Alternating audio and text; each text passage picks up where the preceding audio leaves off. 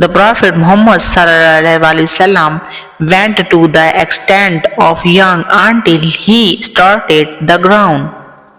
Then he performed the prayer, and at times it is narrated that he prayed while laying down.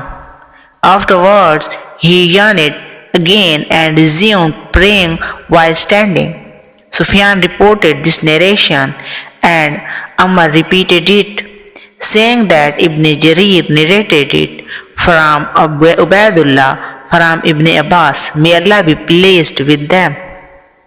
He stated that the Prophet ﷺ spent the night at his aunt Maimuna's house, and during the night, when there was a little time left, he saw the Prophet ﷺ get up. Ammar continued it, stating that the Prophet ﷺ performed a light ablution with a small amount of water and stood up for the prayer.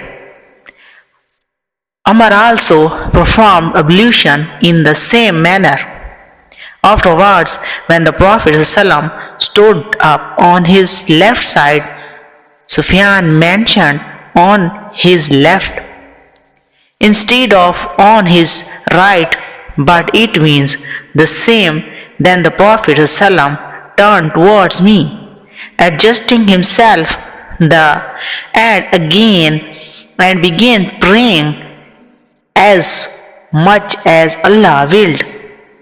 After completing the prayer, he lay down until the sound of snoring was heard.